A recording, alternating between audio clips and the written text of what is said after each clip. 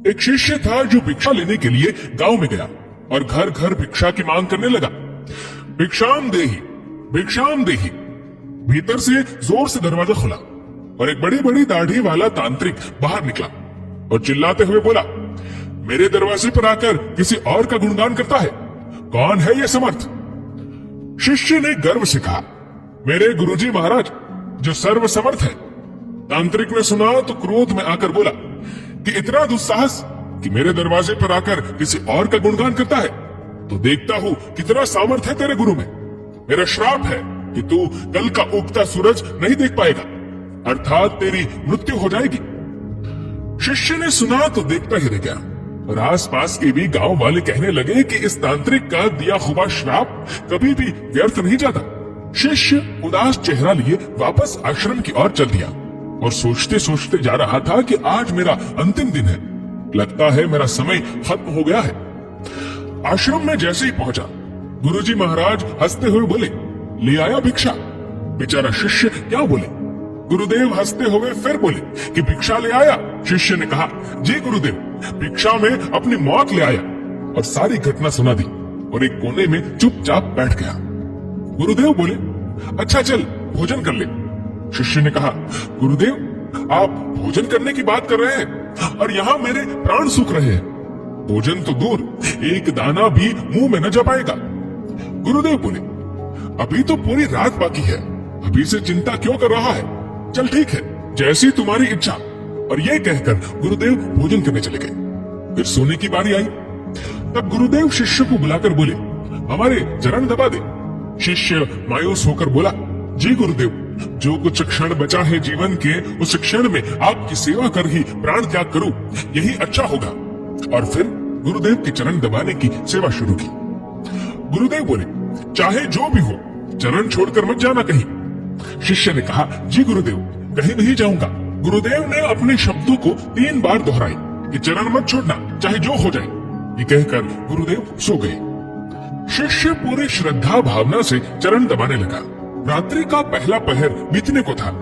अब तांत्रिक अपने श्राप को पूरा करने के लिए एक देवी को भेजा जो धन से भरी थी, सोने चांदी हीरे मोती से भरी थी। शिष्य चरण दबा रहा था, तभी दरवाजे पर वो देवी प्रकट हुई और कहने लगी कि इधर आओ और ये सोने चांदी से भरा ये पात्र ले लो। शिष्य भी बोला, जी मुझे लेने में कोई परेशानी नहीं है, लेकिन क्षमा करें, मैं वहां पर आकर नहीं ले सकता हूँ। अगर आपको देना ही है तो यहाँ पर आकर दे दीजिए। वो देवी सुनी तो कहने लगी कि नहीं नहीं, तुम्हें यहाँ आना होगा, देखो कितना सारा है। शिष्य बोला, नहीं, अगर देना है तो यहीं आ जाइए। तांत्रिक अपना पहला पासा असफल देख दूसरा पासा फेंका। रात्रि का दूसरा पहर बीतने को था। शिष्य गुरु महाराज जी के चरण दबाने की सेवा कर रहा था। तांत्रिक ने इस बार मारने के लिए उस शिष्य की मां का रूप बनाकर भेजा। शिष्य गुरु के चरण दबा रहा था, तभी दरवाजे पर आवाज आई, बेटा तुम कैसे हो? शिष्य ने अपनी मां को देखा तो सोचने लगा, अच्छा हुआ जो मां के दर्शन हो गए, मरते वक्त मां से भी मिल ले। वो औरत जो मां के रूप धारण की थी बोली, आओ बेटा गले से लगा लो, बहुत दिन हो गए तुमसे मिले।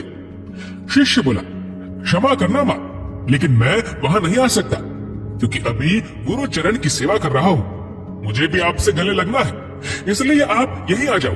फिर वो औरत देखी कि चाल काम नहीं आ रही है तो चली गई। रात्रि का तीसरा पहर बीता और इस बार तांत्रिक ने यमदूत रूप वाला राक्षस भेजा। राक्षस पहुंचकर शिष्य से बोला कि चल तुझे लेने आया हूं, तेरी मृत्यु आ गई है, उठ और चल। शिष्य भी चिल्लाकर बोला, काल हो या महाकाल, मैं नहीं आने वाला। अगर मेरी मृत्यु आई है तो यहीं आकर ले जाओ मुझे, लेकिन गुरु के चरण नहीं छोड़ूंगा, बस। फिर राक्षस भी चला गया। सुबह हुई, चिड़िया अपने घोंसले से निकलकर चहचहाने लगी, सूरज भी उदय हो गया। गुरुदेव महाराज जी नींद से उठे और बोले कि सुबह हो गई। शिष्य बोला, जी गुरुदेव सुबह हो गई। गुरुदेव ने कहा, अरे तुम्हारी तो मृत्यु होने वाली थी ना, तुमने ही तो कहा था कि तांत्रिक का श्राप कभी व्यर्थ नहीं जाता, लेकिन तुम तो जीवित हो।